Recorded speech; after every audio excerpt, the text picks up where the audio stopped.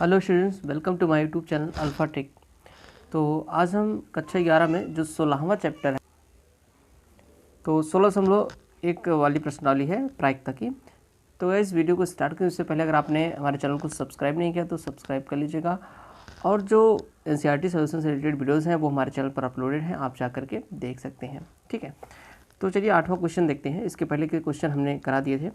एक परीक्षण में 2 बच्चों वाले परिवारों में से प्रत्येक में लड़के लड़कियों की संख्या को लिखा जाता है। मतलब कि एक ऐसे परिवार, कई सारे ऐसे परिवार हैं जिनका परीक्षण किया जाता है जिनमें सिर्फ 2 ही बच्चे हैं। ठीक है, और पहला क्वेश्चन इसमें पूछता है कि यदि हमारी रुचि इस बात को जानने में है कि जन्म के क्रम में,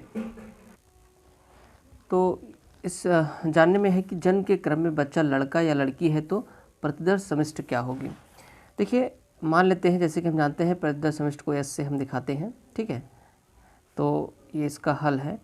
देखिए, प्रतिदर्श समष्टि इसमें कह रहा है कि कई सारे ऐसे परिवार हैं जिनमें सिर्फ 2 ही बच्चे हैं, तो हमें बताना है कि इस घटना की, देखिए घटना क्या दिया हुआ है कि जन्म के क्रम में बच्चा लड़का या लड़की है तो प्रतिदर्श समष्टि बताना है। ठीक है, तो हमें बताना है कि प्रतिदर्श समष्टि क्या होगा कि अगर वो जो बच्चे हैं उनमें से लड़का लड़की हो सकता है। तो आप बताइए, जैसे कोई परिवार है उसमें 2 बच्चे हैं, और तो क्या क्या पॉसिबिलिटी बनती है। तो ये पॉसिबिलिटी बनती है कि अगर हम बच्चे लड़के को बी से दिखाएं तो ये हो सकता है कि दोनों जो बच्चे हैं वो क्या हों, बॉय बॉय हों, यानी कि दोनों लड़के हों।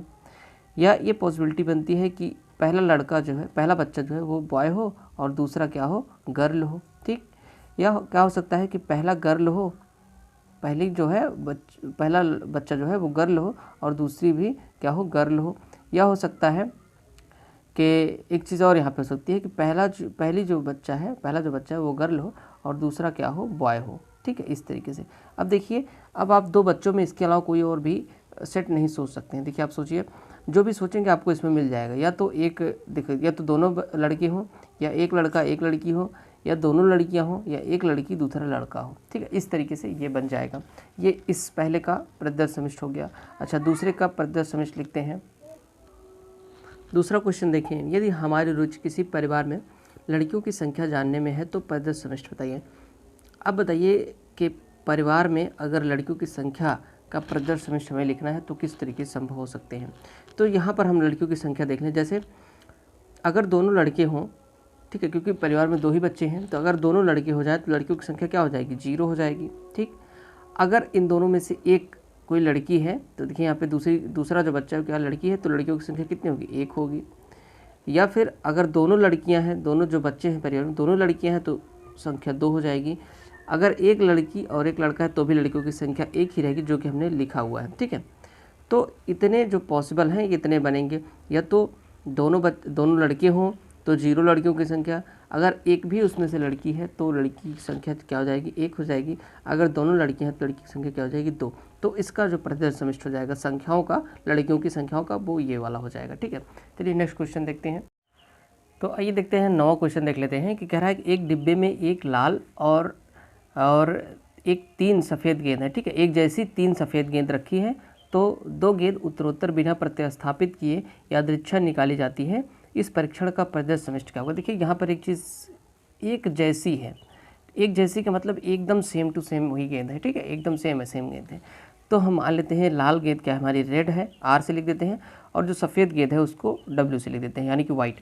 देखिए, चूँकि एक जैसी गेंदें हैं तो W1, W2, W3 लिखने की कोई ज़रूरत नहीं, क्योंकि गेंद जो है वो एक जैसी है। ठीक है, और इसका प्रतिदर्श समष्टि लिखना है, यानी कि ठीक है। तो देखिए, चूँकि हम क्या करते हैं, 2 गेंद निकालते हैं, 2 गेंद उत्तरोत्तर बिना प्रतिस्थापित किए यादृच्छा निकाली जाती है।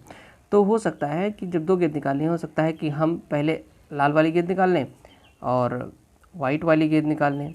ठीक है, इस तरीके से हो सकता है। या फिर तो पहले हो सकता है रेड वाली गेंद निकाल लें फिर वाइट वाली गेंद निकालें, या हो सकता है पहले हम वाइट वाली गेंद निकाल लें फिर रेड वाली गेंद निकालें। ठीक है, ये 2 चीज़ें हो गई। या फिर हो सकता है कि हम दोनों वाइट वाली गेंद ही निकाल लें। ठीक है, इस तरीके से, क्योंकि रेड तो एक ही है तो एक ही बार निकलेगी, 2 बार तो हो नहीं सकती वो, इसलिए हमने क्या किया, एक बार या तो रेड वाइट निकल सकता है या वाइट रेड निकल सकता है, या दोनों वाइट वाइट निकल सकते हैं। ठीक है, इसके अलावा कोई भी संभव परिणाम नहीं होंगे। ठीक है, तो ये इसका प्रतिदर्श समष्टि हो जाएगा। चलिए नेक्स्ट क्वेश्चन देखते हैं।